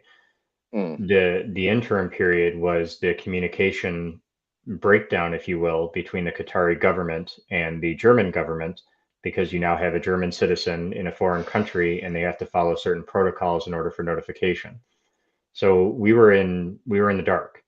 mm, Stefan was really integral in terms of trying to find out updates. I was trying to contact some of my colleagues working in an international company. I had some colleagues there that I could reach out to, but really nobody really knew anything, and that was the sad part. When we found out, I took my kids up to the Mall of America in Minneapolis, and I was mm. driving home. I don't even know if Andrea knows the part, but I ended up having a flat tire on my car sitting on the side of the road waiting for roadside service. And she had called and let me know that the German government came to the house, or the police came to the house, and then finally notified her. And it was just a mess because we Mm, basically went for a period of, me being in the States, her being there, probably 48 hours, maybe more, before we had any idea of what was going on. And the part that I really wasn't too concerned at the time, when she started asking even some questions, because Michael went to I think it was the Philippines, if I'm not mistaken. And very similarly, with the yeah, time difference and the time offset, nobody heard from him for a day. And so then, I kind of, just try to, reassure her that, what, it's a 13-hour time difference from me. It's about 7 hours from you. I'm sure he's sleeping. It's 2 o'clock in the morning there right now, so on and so forth. Might have been a problem with the cell phone or not registering on network. It's happened to me before. And sure mm. enough, we heard from him in a day. And then he started sending messages, and might have been a phone issue or a SIM card issue at the time. Whatever it was, we heard from him. So this trip, I just thought it was something similar, that we, didn't hear from him because there was a phone issue, and we'll hear from him. So when we didn't, and then the news ended up coming through, I mean, it was just another shock, because he had just gone through a physical, he had just seen the doctor, I mean, everything was a clean bill of health and everything else. And for that to just be clear It out of the just blue was happened. just, Yeah. yeah. So, And the crazy thing is like I'd gotten like the last WhatsApp message was, "Hey Ryan, I'll message you when I land." right. Yep. And then that's literally the last one. Like it's red and white greetings from Germany, heading to Qatar for the draw. Love you. Yep. Let you know when we land. And that's literally the last message that I've got. Now WhatsApp won't let me, you know what I'm saying, because it's been so long, I can't upload those photos anymore and that type of stuff. But I still haven't erased any of those messages. Yeah. You know what I'm saying? Every message that he sent me, it's still there. I can't erase them. Um, but it was just during that time I got to the point of where it was like, guys, just shut the fuck up. I'm tired of every 2 seconds getting a message from this person saying one thing and this person saying another thing. And then it was like, I want to help in any way that I personally can. Yeah. And everybody was like, well, Andrea said she doesn't want anybody to do anything right now. There's just only a couple of people that can interact with her. So you're just gonna have to wait. And I was like, that's fine. I don't have an issue with that. I mean, Well, that was the biggest problem. I mean, it was, and I don't know all the details, and I guess I'm very thankful, Stefan specifically just kept me out of it, which was, yeah, which is, I guess, it just had to happen, and he knew that it had to happen, and we never even really, to this day, have had that much of a conversation about it. So I don't even know what he went through. But he really just he kept probably us went away through from it. fucking hell in a handbasket. Because That I I can do tell know. you, That I do know. without me There's being directly involved in it, just being kind of farther out of it, you know what I'm saying, as and not being like him as like almost a point person. it drove me up a wall to deal with some of those fucking people. And this is not talking bad on Bayern fans. I understand it was a crazy whirlwind of emotions and that type of stuff. Um, but it was just the craziness of, guys, if you don't know anything, please just shut the hell up. Don't say anything. Don't start a rumor about this or that or this or that. You're not helping. Just shut up. I mean, And and it's that's where like, I love y'all people, to death. Just, I understand y'all want to help, but some of y'all are doing a little, you're helping, but you're also creating, you know what I'm saying? A whirlwind of noise that doesn't need to happen right now. yeah, that pretty much sums it up well. I mean, again, we mentioned it earlier. You have at the time, and I took it very personally when some of those things were happening, because then news got out that he had other family, had another brother, and so on and so forth. And so that, started to pivot towards my direction, which was difficult. And that And at the, pivot honestly pissed me off a little bit because of the way some people were reacting to it, as like, you know what I'm saying, that they didn't know what was going on with it. But I saw some reactions that were like, oh, so he had of a group of people, you know what I'm saying, family that he didn't know what's go. I'm like, dude, just shut the hell up. If you don't know anything about it, please just pipe the fuck down. You know what I'm well, saying? that's where people, and I It think was that's where, rumor he's mills a little started bit, running. well, that's where I think, he's, I try to take it as a couple of different ways. One, I knew that he was a little bit of a larger than life character. Hmm. And for those who haven't seen, I mean, there's a couple of videos on YouTube. There's a video about, how, is there a price on your fandom, that the German Bundesliga did, which is one of my Yeah. favorites. There's all of these different types of interactions that he's had with some of the German great soccer players. I think FedEx did something. I mean, it's just a lot of these things were out in the media. Hmm. So, I had to take a pause and say, okay, great. When you have somebody who is a figure publicly, then of course there's going to be that attention. So I don't think it was. I really don't think it was just. I don't even mean to say or even portray that it was just truly out of negativity or people Yeah. just wanting to get some information. I think some people just did not know any better Hmm. when all of this stuff was going on. I mean, nobody understood really what Andrea had to do when we got to Germany a few days later. Once we found out, we were there for a month. I mean, everything from, the customs intervention. How do you transport somebody who's passed away back? And how do you deal with this? Hmm. The lost luggage and the train trips back and forth, the funeral arrangements, and all of these things, mind you, by the way, my German is terrible. I had only been taking, German on Duolingo. I only knew a few words, so to speak. Hmm. So all of it is literally, no pun intended, a foreign concept to me to try to deal with this. And then you have the family aspect. Hmm. My dad's German is nowhere near what mine is. So he thinks that I know more than him. And when people are coming up and asking questions, I can deal with certain situations. And it was very uncomfortable, but at the same time, you had to try to be strong for Andrea and making sure that she would Hmm. be okay, as well as everything else. But again, I didn't even wear red and white to the funeral. And I did that Hmm. on purpose. And I think what people don't understand is that, again, the person that he was, the brother that he was to me, the interactions that we had so often were never centered around Bayern Munich. They were Hmm. centered around getting a better understanding of family and conversation and just getting to know one another. And it wasn't, this super fan that is portrayed publicly. And that's what Hmm. I really appreciated. When I did my post on Facebook, it wasn't even of Michael in his football gear. It was in a suit that he was wearing that he had to wear for an event. And that's a side that nobody sees, Hmm. because that side is not on the fan videos. That's not the side that you see on Facebook portrayed. It's not on the Byron Bushman website. I never even called him that. He was Michael to me.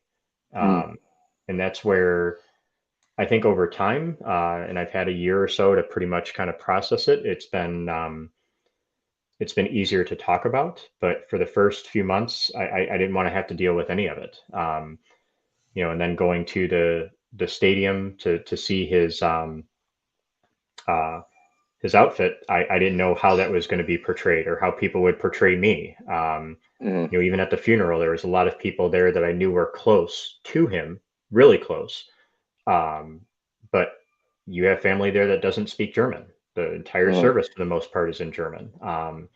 And then there was a couple of parts in English and so on. I mean, it was the love for people, or the love that the people had there, even though we felt like we were a bit outside of the situation, was amazing. And those are the good memories. Those are the memories that I Mhm. always will try to keep. I don't share a lot of those things because I think some people are, again, they're more interested in well, the outfit or the patches, or do you have a Yeah. patch, or do you have these things? No, I that stuff's in the museum. I have one scarf that I look at every time I come into my office. I have a jersey that Stefan gave me literally, the first time that I saw him afterwards. I have that hanging here, and that's my reminder. And the rest is public and should be public. And I think that should be Mhm. for everyone to enjoy because he was this larger than life character. But at the same time, he was a brother. He was a family person. He was so excited. Obviously, you shared the messages to just be able to find his dad Mhm. and to interact and so on. It was exciting for me to meet a whole bunch of people who I never knew, never met. It was exciting for me to learn a language and actually start using it. I mean, in the States, you never do these things, right? You learn a language Mhm. and you're lucky if you're even able to have a conversation, let alone with anybody else. So now, trying to take those things. I mean, all of that was for him, and he brought all of that to me, and that's to me where it was just an honor to have the very short time, but just the great time with him that people don't see. And one of the things that he had told me, the reason the black version of my Bayern eye is in the museum in Dortmund is because of him. Um, he sat there and was like, "Hey, which one do you wear the most?" And I was like, "The white one." He's like, "Why don't you share the black one with everyone?" Yeah. And I was like, "They're not going to put that in the Bayern Museum." He's like, "No, put it in the Deutsche Football Museum." He's Yeah. like, I've been there. That place is crazy. They have some crazy people in there." And like I didn't believe him until I actually like walked into it. Um, and the thing and the curator for the Deutsche Football Museum, he can be the witness. When I went up there um to give them my eye to put it on display, I specifically mentioned Michael. I sat there and was like, I don't feel right being in this, what I'm saying, football is my religion thing.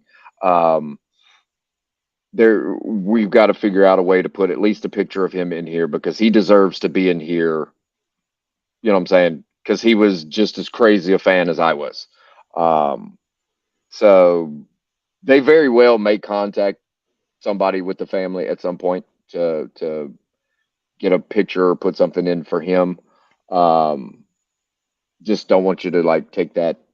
You know what I'm saying? Oh no, If they no. if Now they it's contact you, that would have been me.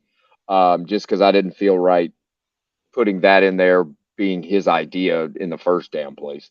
Um, he deserves his own damn case in that place. Um, and that's where I think, I but mean, it's amazing even just for the Bayern Munich club, and that's where it would have been very difficult a year ago. It would have been a very difficult, a few months ago. Um, but it's one thing that, and I don't know all of the details, even to this day, but when Bayern Munich stepped up and assisted with the transport of items from Qatar, when Bayern Munich wanted to display him prominently in their museum. mhm, I mean, it's just a huge honor. And again, it's probably something very trivial, very minimal for them. I mean, they're a globally recognized club. They're huge. They're one of the top 10 size wise with everything else going on and so on. But for them to even take the little bit of time uh, to do that is just something that I can't be thankful enough for. So there is there's a lot of gratitude, for them for doing what they did, because it's something that they didn't have to do. At the end of the day, Mm. he's a fan like everyone else. There's so many, Yep. super fans that are at some of these games all the time. There's so many of these fans that I've been able to meet.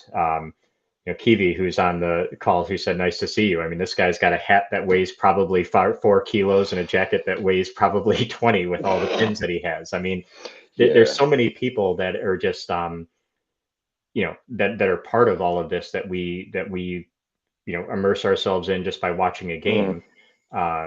And so there's just a lot of gratitude there. So I'm just thankful for that as well.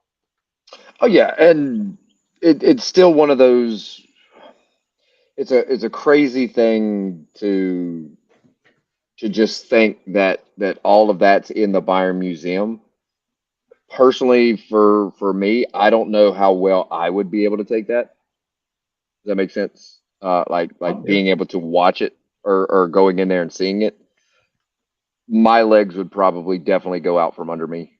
So I can only imagine what it would be like for somebody, you know what I'm saying, family members to go in there and see that and seeing it as an honor, but also something that would in turn, you know what I'm saying, it it's an honor, like you said, but it would also be kind of like hitting, like opening a wound. Does that make sense? Yeah, it makes sense. And I Kind of. mean, and don't get me wrong, it was extremely emotional to see it there. Mhm. Extremely emotional to see it there. Extremely. But it's what he would have wanted, I think. Mhm. If I were just to kind of think about it, at the end of the day, if there's any place that he would want it to be prominently displayed, if it's any place that he would want other people to enjoy it, it would be there. And I think the main reason for that is because every time he wore it to a game, he had so many interactions with so many people everywhere. And that Mhm. was his way of being interactive with people. If he didn't want to interact with anyone, similar to the game that we went to, then he'd wear one or two scarves around his neck the same way that everybody else would, and you would A you dolphin could just shirt. walk through. You could walk through. Yeah, you could walk through the crowd and nobody's going to care. But the minute that you put that on, you know the attention that's it's going to bring. You know that the passion it's going to bring from all the fans seeing you. You know the passion it's going to bring to yourself by wearing it, and then Mm. ultimately getting into the stadium and watching the game, and especially being in the Sud Curve area where it's crazy over there anyway, right? Mm. So Now, now my everybody gets to enjoy it. Now everybody the gets to be able to go and really see and say, okay, for those that have shared a beer, for those who have shared a picture, for those that have, done the things that I kind of took for granted because that wasn't the side that I got to see. I got to have so many more experiences with him. To me, I mm. think that that is for the best place for it. The only thing that I kind of feel bad about is you had the NFL in the Allianz. That would have been something he damn sure would have been front row and center. Oh, I Um, and 100%. then I just found this picture. That's the shirt that he always had, was the Miami Dolphins tie dye. So you know Yep. damn well he had that shirt for a long time Yes, he because did. those NFL tie dye shirts are old. But Yep. that's the craziest thing. When he would send those pictures of him holding a turkey on Thanksgiving, it was always wearing either that shirt, the Dolphins jacket. He would have like I think he had like a Pro Bowl T-shirt or something like that, like a Pro Bowl game, but it still had a Sure. dolphin on it. Um, and I mean, it was one of those things of like, how does how do you become a Dolphins fan in Cologne? And how and how maybe how I'll does that go there? and I'll share something with you if you don't mind. Sure. Let's see if this actually works. Now, bear with me. I don't know how this StreamYard thing works very well. Yeah, we'll see how it goes. All right, so you'll have to let me know if you see it. You see my screen. Oh, Lord Jesus. So you talked about Okay. you talked about, outfits and so on and so forth, and this is a Hmm. picture of my dad and Michael in Prague. This Okay. is what we saw. That's typical of how we interacted with him and knew him. At my dad's house where he's, sitting and they're going through a picture book. I mean, that's the Michael Hmm. who we got. Um, I was talking to you about the game when we went. There's that same Dolphins jacket, one scarf, and we're just kind of sitting around the table and we're just enjoying the That's game. in And the parking deck, isn't it? that's in the Underneath parking deck the by the fire truck. Yep. yep, underneath the store, that because we would sit there until they would stop serving beer or run Yep. out of beer, and then we'd go upstairs to where we would drink them out of beer. That's right. That's right. And I think that picture is probably where my dad first found out I can drink as much beer as I can, and I think he was very surprised at the amount of beer. But those are the types of pictures, and we have so many of those, that we had. I mean, Mm. this is when when he first got there, and I was able to wear that jacket, and I don't know if anybody else has done that. No, So those types of I things. can tell you, that does show how short and small you are compared to him. Yeah, and I'm 6'1", 170, so that tells you all you need to know, right? Yeah, because that But jacket is at least a foot off the ground with him. at least, and the Michael that everybody knows is this picture, right? I Hmm. mean, this is where, this is him being out. But at the Hmm. same time, this is probably one of just a few pictures that I have with him that he's wearing that. The rest is, what you really don't see is just the Hmm. personal pictures and so on. The candid shots where, he's there and he's present, but Hmm. he's so much more present when he's, you know, just being Michael. So I just figured I would share Hmm. that with you guys and give you kind of a peek into that other side of it because there was just so much more um, that he was, outside of just being Hmm. the huge person that he was from a Byron standpoint. Yeah, because I know when we would sit under like after the game, we would sit under the little parking deck thing. Normally the scarves didn't last very long. Oh yeah. He would start taking those off. Um, Somewhere on my phone, I've got pictures of him where basically it's just you know what I'm saying, he's just got the pants on. Um, he's, you know what I'm saying, taking the hat and passing it around the little area to everybody that wants to take a picture with the hat on Might have as been a he's lot of sitting beer there. involved in those pictures before he starts passing that around. Yeah, I could guarantee you there were Uh, few. Okay, okay, well, I'll say a few, yeah, I think few mosses. yes. For Um, the purposes of this being recorded, I'll just say there were yeah, there were a a few. few.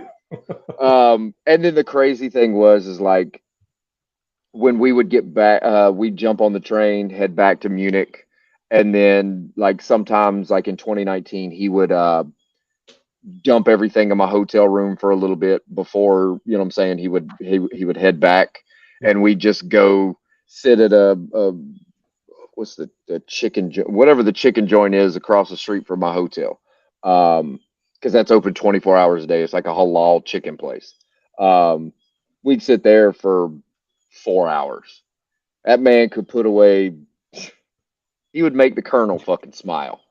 Um, but like he would get that, then he'd be like, "Hey, let's walk down to the Marienplatz and just see what's open." I'm like, "Michael, it is 2 o'clock in the morning. Yeah. Let's see what's open."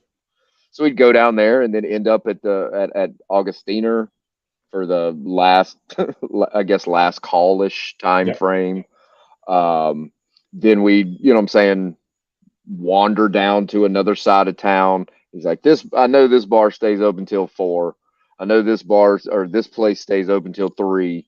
I'm like, Jesus Christ. He showed me a nightclub that I didn't even know existed. And I was like, "Why are we going to a nightclub?" He's like, "Because there's people there." Yeah. He's like, "I want to go to a place where there's people." So we went downstairs. Now, granted, it's 3:30 in the morning, and there's not many people there, but there are. Um, and we just sat down there and had more drinks. Yep. So it was like there when you would get him out of Bayern mode is when it would just be like he just wanted to sit there, have a beer, have a half a restaurant worth of chicken, Yeah. uh, a doner every now and then, or you know what I'm saying, whatever. He just want to sit there and just talk, Yeah. and wanted to know everything he could. Like he asked me everything about my grandfather, everything about my dad. You know what I'm saying? What led me to this point? What's the next step for halftime? Yeah. Why isn't my eyeball in the Deutsche Hall of Fame? Why haven't I pushed Bayern to put an eyeball in there? I'm like, Michael, I'm not pushing these people to put that thing in there. He's like, you should. So I don't know if that's the beer talking or if Michael really thought that it should be in there, but it's in there now. But yeah, I mean, it was just one of those things that you could sit there and just walk with him forever. Mhm. And when he found out that like when I first got there in 2019, I put my grandfather's ashes at the Bavaria statue. Um, After the DFB Pokal match, we had just gotten back to Munich. Like I was riding the train. I guess he took a different train, but he was in Munich at the same time I was. He's like, let's go out there. So we got out there, and no joke, he talked to my grandfather's ashes like while I was there. Because Yeah. like when you spread your ashes, you kind of talk to the person. Yeah, he wanted me to introduce him to my grandfather and all this type of stuff, and I was like, this is, you know what I'm saying? I don't want to say this is crazy, but it's like this is something nobody else would do. Only he would be that type of person. Like, hey, he would sit there and he's like, yes, I'm watching him, make sure that he's fine here, giving him the advice that stupid Ryan didn't ever use. found out in 2022 that sometimes his advice was right as far as jackets go. But I mean, it's those types of instances that some people saw and some people didn't. Yeah. And it's like I said, when that Stuttgart game came, and I'm sitting in the Allianz, and then it's like go see the, you know what I'm saying, people that had been asking to see me, and that was another reason. It's because it's like, hey, you never know when it's the last trip that you can make to Munich, or Yeah. with my health the way that it is, I may or may not be able to make it back. So if somebody wants to see me, make that time. You know what I'm saying? And uh, that's why it was just really it all hit me like a ton of bricks that day. Yeah. And I just sat out there and smoked and had a now granted, once again, stack of beers of the little plastic beers. I'm just out there drinking by my damn self, smoking cigarettes. Now, somebody probably would have thought I was crazy as shit because I was talking to Michael like he was sitting beside me. Yep. So somebody at the Allianz thinks Byron Ryan is one nutty son of a bitch that talks to himself. And if you're that person, I apologize. I was having a heart to heart. You could just get over that. But Well, like and for those that don't know, they don't stop serving beer. It's not like the States where they stop at a yeah, certain minute of a game, or they stop in the fourth quarter, or they stop in the seventh inning. They serve beer out throughout the entire game. They serve beer after the game. And then there's that little area that you can go upstairs, and they will serve beer up there until God knows when. and I And they had just beer at they every keep it one of going. those. Yeah. Yeah, I Stefan knows if he's online, he went and he's like, I'm going for beer, and he came back with 3 trays. Like, mhm. how big do you think I am? I don't, and we had been drinking all day on the train ride down to Munich, which is about 4 hours. So we literally sat in the dining car, or we sat right next to the dining car. I'm like, why did you pick this? He's like, the beer's right there. Mhm. And we drank them out of beer, got off the train, and then it just, yeah, went to Augustiner. We had more. We walked to the drill. It's Yeah. just I mean, it's like for me, it's start drinking. Now I'll start. I'm a candy ass. I'll start drinking like Rodler first thing in the morning, That's my breakfast drink. I'll drink like 6 of those. um, then I'll switch to a Monster because the Monster's got to get me from the hotel to the fan zone. Uh, and then I'll drink with people at the fan zone. Hope to God they don't do Jaeger shots because found that out. Yeah, That no, makes the walk, even though the train station's right across the street, that makes the walk to the train station a lot longer or yep, feels longer. yep, So we'll go drink in the fan zone.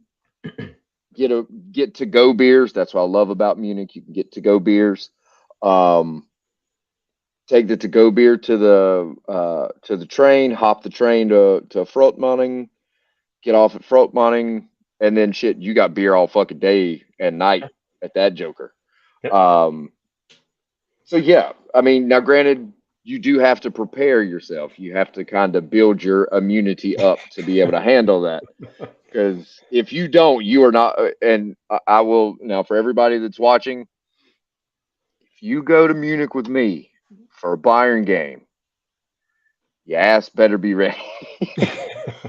Because if you ain't ready and you pass out at noon, unlike Michael, I would leave your ass on the side of the road.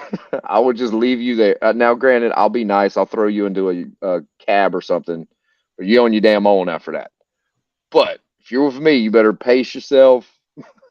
Eat a pretzel or something. Just fucking eat something. But yeah, if you go to a Munich game with me, pace yourself. It's a Just marathon, not a sprint. Let's just put it that way. yeah. And then but I mean, you've got people like Stefan and guys like him and the guys in the Sud curve that can sit there and throw back Jaeger all day and it not phase them one fucking bit. Yeah, I am not I that guy. I am not that. Yeah, I am not yeah, that I'm not German. that guy. Yeah. I ain't even got to say I'm not that German. I'm not built that way. No, I no, mean, I'm not.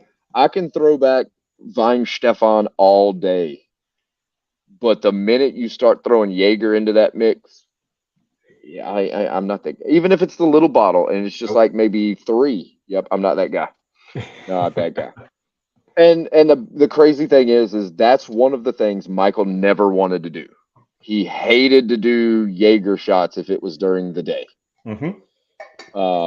Because I think he's the same way of where he sees it as that's going to impact him later in the day. I think that may be the reason why he didn't want to drink during the day like that. But now, granted, if you gave him a Moss, yeah, he would carry that from one end of the city to the other end and stop and refill it 6 times. And I think that's just because he wanted to be present in the moment. I mean, you mentioned the Yeah. conversations that you would have and everything else. I mean, I think the curiosity was one of his personality traits. It was very Hmm. genuine. It was never something, that you could read into or thinking that it's something that it wasn't. It was just very genuine. And so, Hmm. um, not to say that you want to, obviously drink excessively all the time and all those other types of things or whatever, but at the No. same time, he just wanted to be present with it, and he could still Yeah. always be present as well as, have a good time with everybody else. And so that's what I thought was, Hmm. pretty amazing in every situation, was the fact that he just the awareness. And Hmm. Andrea's the same way. I mean, it was just, maybe a little bit different because the English limitations sometimes are just trying to get through it, and that was what drove me to learn, as much German as I can. I still want to do something a Hmm. bit more formal and so on, but Hmm. that you start to really pick up on more things that aren't being said in English or might being missed. And so once you start to hear some of the other things going on, you can really try to be a little bit more present in the conversations. And I think that's something that Michael took pride in. Yeah. Even when he was doing podcasts. He was doing a podcast with a Cologne fan, Hmm. and I just happened to like dive in watching the game, and we're doing the podcast during it, and surprised him with a couple of comments or whatever, and he couldn't believe it. He just and then he wanted to change the conversation immediately, and it was just one of those things where he always had that awareness about him, and that's what again, most people, you take the photo and so on, but if you started having that conversation, or wanted to say a few words, I mean, he will take the time, and he would always be present in that moment with people. So it was yeah, just nice to see it from that perspective. But Mm, it was obviously, to me, just so amazing because I had so much more of that, and it's mm. just gone too soon. And I don't know if it should be published, but I've got an interview with him that's actually on this channel somewhere. I know that I did it. Let me see. It's under one of the videos because it was during I guess kind of like the lockdown-ish portion. Um, no, I never posted it. I don't know why I never posted it. I don't know. I've got it somewhere. I'll see if I can find it and then repost it. But yeah, we did like a 2 hour Instagram live. Wow. Just because it was one of those things of, how Instagram lives would like stop at like an hour. Hmm. Well, he had gotten reared up and he was going. He was talking to all the fans. He was talking to everybody that was on. And then like it cut off. He sent me a message on WhatsApp. He's like, "Crank it back up. Let's keep going." I was like, "Okay." So we cranked it right back up and kept on going. So I mean, it was just really cool to have that you know what I'm saying, as a thing, Absolutely. to be able to share with him, and just how accommodating he was to everybody. Yep. Um and I know, damn, we're going almost on 2 hours. Holy crap. Um I looked down at so the time. I'm like, yeah, I just noticed that. So yeah, and the craziest thing is like looking at like say the consistent views over the entire thing. We've had a good consistent audience this entire one. So hopefully everybody really gets a lot out of this one. And maybe if you didn't know Michael the way that me or Sean or Stefan or you know what I'm saying, any of these guys knew him, hopefully maybe some of these instances kind of can paint a broader picture of really who he was, because like once everything happened, you had everybody talking about like say their interactions with him and stuff like that, and one of the only things that I could do was just message Phil Bonney, the Bundesliga commentator, um, and I was like, "Phil, I don't give a shit if it gets you in trouble. Just apologize if it happens, but please say something, you know what I'm saying, about Michael on the broadcast." yep. And I Um, remember and exactly when that happened. and It was an yeah, away game.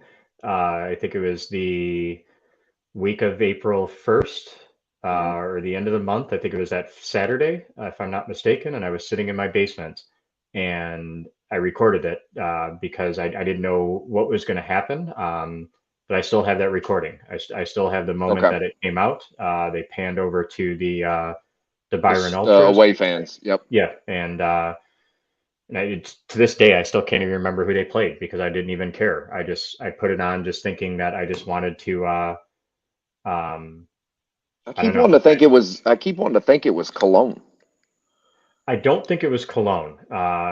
For some reason, I'll My, have to look it up. I could Cologne probably look. or Mainz. It was one of the red and white teams. Might have been Mines if I'm not mistaken. Yeah, I think in fact, I might have been. But I remember hearing it and I couldn't believe it. And Yeah, that um, was the only thing I knew I could offer, that you know what I'm saying, with me being able to message Phil and Derek and those guys pretty regularly. Um, that was something that I made sure, and I messaged Phil probably 9 times that week. Like, you've got to say something. He's like, I will. He's like, I don't know how I'll work it in, but he's like, there's going to be a period where I can work that in. And I think he did it either right before halftime or right as the broadcast was coming back from halftime. it I was think that's actually when it, right. It was right or before was it the game, actually. right when it And kicked they off? were. I mean, in fact, I mean, I don't know if anybody else would want to see it, but I can certainly play it. Hell yeah, we'll play that bitch on here. I don't give a shit about damn copyrights. Fuck them. Well, DFL let me do this DFL then. I can will present it. I'll DFL can share my kiss my screen, arse. and let's see here. So Oh, Stefan said it was Freiburg. That makes Freiburg. Okay. sense. Yeah. So for those who haven't seen it, hopefully the audio will carry through here. Give me a moment. To mention a fan who we've lost, a much loved Bayern fan in Michael Zeeman, the Bayern Buschmann, as he's been called, known for his colourful, multi-layered outfits. He touched the hearts of so many members of the Bayern family, and I've heard that time and again this week. So all we can say is, rest in peace, Ruhe in Frieden. Okay, so Oh. Freiburg did wear red, so that's why I was thinking red. Yep. Okay, that would make sense then. But yeah, that's So the that only was thing I could offer. So I'm glad that people got to hear that, and I'm glad that you were able to clip it and save it and all that kind of stuff. yeah. Don't worry So about a copyright or trademark strike. They fucking YouTube can suck my ass. I don't give a shit. That's something that it meant a lot to hear Phil say that during the broadcast. yeah. And to have in the background the Bayern away fans, it just added to the ambiance of everything. So, and I Yeah, think and then I the didn't very even next know week was when they did the one at the Allianz with the they did picture the and one at the everything. Allianz in the picture. Yeah. And I didn't even know that you had reached out to him or even had his contact information. So if you do have it, please send him a message on my behalf, just saying thank you. It's always been something in the back of my mind that if I ever saw him or met him, that I would probably say to him in person. So Well, I'll please, let you know right here now. If you're free next week, I'll send you the link to join in to the live uh, interview with him because please do. he's coming on the show next week. So if you Yeah, just want to pop in and just tell him, hey, feel free. that would be great. Um, That would be great. so, but I know we've only got you for a couple more minutes. Normally, I sit there and we do the thing of asking people like about their how does it make them feel when they've got millions of fans that look to them and stuff like that. So we're gonna have to alter it just a hair. Um, how does it make you feel knowing that so many people's lives may have been impacted by your brother? And seeing the outpouring of emotion from basically an entire fan base uh, when he passed for your family and all that kind of stuff. How does that make you feel to know that? Um, it's probably a wide range of emotions. I would say humbling is probably the word that comes to mind the most.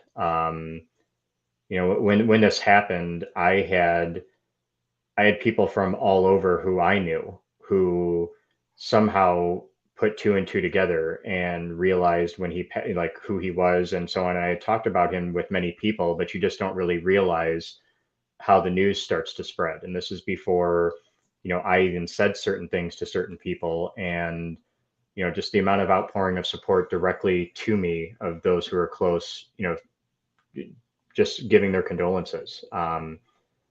It took me a while, like I mentioned earlier, for things to sink in. I think it was JD Media who puts out a lot of the other like fan club videos and so on and so forth. And again, shout out to them for everything that they had put together. But it took me so long to even watch the video because it was I still just can't watch it. I haven't been it, able to it watch it yet.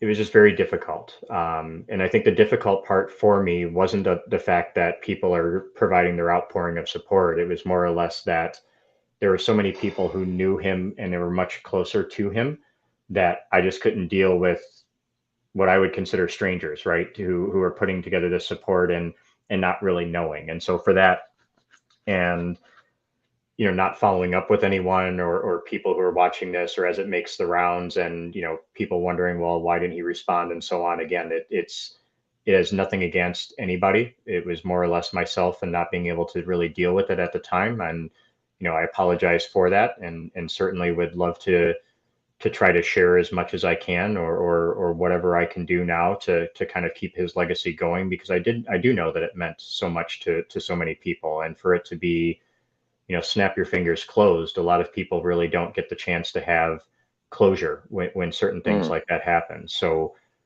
certainly, would love to do this again, and even take more questions and feedback from others, and really just try to help, anybody else who really had those types of interactions, because it was with so many. So it's just truly humbling. And it just really, not that it needed to, but it really just cemented the fact on, who he was as a person. He was, like I said, this way, with my family, with my kids, with everybody who he met.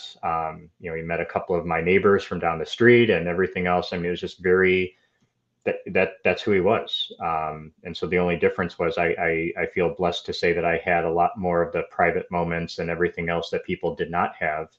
And it's just very, very humbling. So I'm not really sure what more I can say other than the fact that it was just very humbling and just amazing. He was such an amazing person.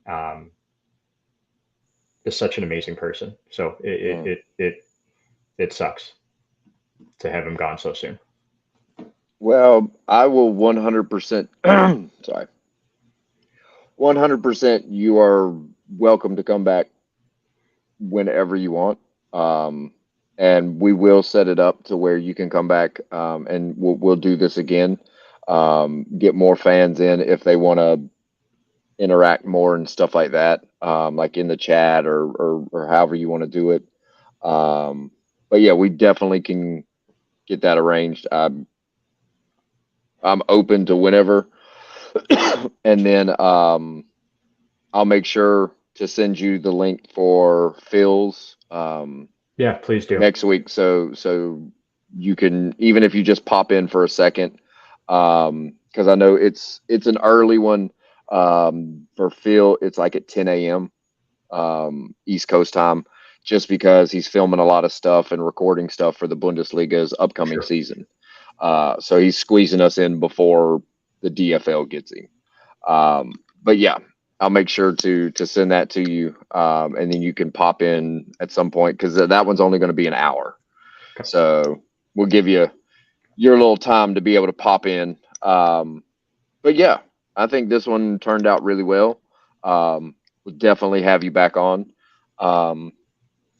So if okay, I didn't cry. I'm close to it, but I'm not going to do it. I did the best that I could. It was definitely a couple of rough moments, but yeah. But no, just thank you for even setting it up. Thank you for even reaching out. I know that me personally, it took a little bit for me to even accept the invite. And again, nothing personal. It's just one of those things where getting to a point where I could actually just have the conversation and so on. Everybody watching. I mean, even just the fact that you kind of sat through 2 hours of me rambling and all this other stuff just to really, take it in. I'm very appreciative. I again, just certainly hope that it was helpful. I think, just getting to know him and everything else and so on. And really just want to just carry it on. I'm looking forward to going into Munich later this year in October. I know Stefan, if he's still on his 5-star tours, well, I'm sure will be just as good as the last game last year. And, being available just to see him again in the museum and really just, there he is. Just being able to just be a part of, my extended family. I mean, it's just one of those things where, and Stefan in particular, man, I again, publicly, I love you. I can't say enough on how supportive you've been through all of this and just there for me and just really just being an extended part of the family. It's one thing to say it. It's one thing for people to, really stand behind you, when those things happen and say that they're going to be there and then truly be there the entire time. And he's one that from day one. I mean, it's what, 6 o'clock or in the evening here in the US. So it's what, 3 o'clock in the morning in Germany. I mean, that's just normal. I could pick up the phone and call him at 3 a.m. and 4 a.m. and he would be there. So very thankful for him and everybody else who's just shown a true outpouring of support. I can't thank all of you enough. Well, and just to let you know, if TST, the 7-on-7 soccer tournament, if they have it in Cary again next year, we gotta get you down there. I'll be there. I'll be up there. Now, granted, hopefully Bayern signs up and we don't have to go like watch fucking Dortmund again. That was a fucking travesty. But depending on who shows up, hopefully it's Bayern or another. Okay, only Bayern's the decent German team that could show up. But we'll go up there for the weekend. Just bring some sunscreen because fuck, you'll get burned the shit up in Cary. But I mean, the cool thing is it's right there in Cary, North Carolina, so it's right there down the street from your family and all that kind of stuff. Certainly. Bring them all out. We'll get them in and have a day of soccer.